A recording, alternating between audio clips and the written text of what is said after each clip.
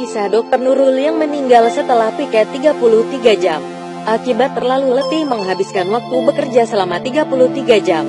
Seorang dokter meninggal dalam perjalanan pulang dari Rumah Sakit Universitas Sains Malaysia (HUSM) ke Kuala Terengganu untuk bertemu 3 anak dan suaminya. Dikutip dari Sinar Harian.com, korban yang dikenal sebagai Dr. Nurul Huda Ahmad baru selesai on-call pada pukul 5 petang, tanggal 9 Mei lalu. Disebutkan bahwa Nurul telah bekerja 33 jam mulai tanggal 8 Mei. Dr. Nurul Huda yang melayani di HUSM tinggal di Kota Baru pada hari kerja, sementara suami dan anak-anaknya menetap di Kuala Terengganu. Jadi, untuk memanfaatkan liburannya, ia pulang ke rumahnya. Namun, nasib menentukan yang lain. Ia mengalami kecelakaan. Dalam pernyataan bersama yang dikeluarkan petugas medis dan organisasi non-pemerintah LSM, disebutkan bahwa kecelakaan maut yang melibatkan dokter yang bertugas dalam periode waktu yang panjang bukanlah sesuatu yang jarang terjadi.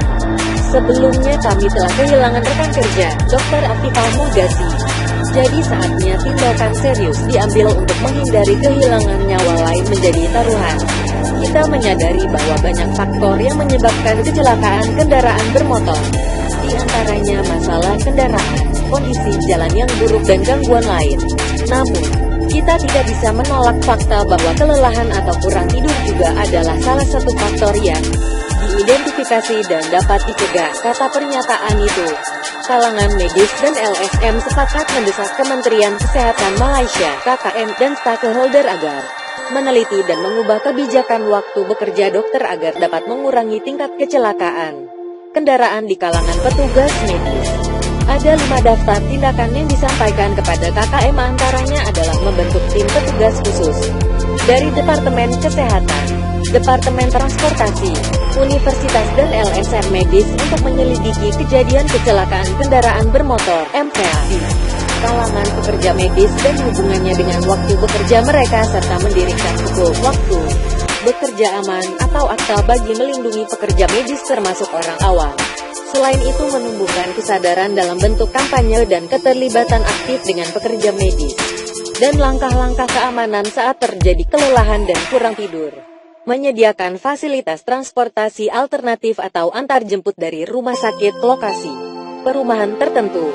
Hal utama adalah menyediakan post-call off atau hari off wajib untuk pekerja medis shift atau dokter on-call, katanya. Pada tahun 2015, Asosiasi Kedokteran Islam Malaysia (IMAM) dan Organisasi Amal Kedokteran Ibnu Sina Malaysia (PAPISMA) menerbitkan penelitian di kalangan petugas kesehatan profesional tentang post-call MPAS.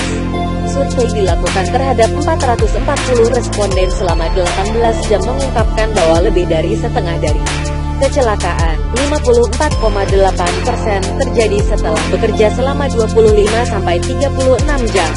Selain itu, 64,8% responden mengakui mengalami trauma psikologis akibat kecelakaan itu setelah bertugas wajib on-call selama 24 jam. Kebanyakan petugas medis harus melanjutkan layanan mereka antara 4-10 jam. Tekanan kerja dikombinasikan dengan kurangnya tidur mengundang kelelahan. Faktor kekurangan tidur diidentifikasi sebagai faktor utama kepada MPA sebanding dengan keadaan mabuk yang disebabkan oleh alkohol, ujarnya Liston Damani.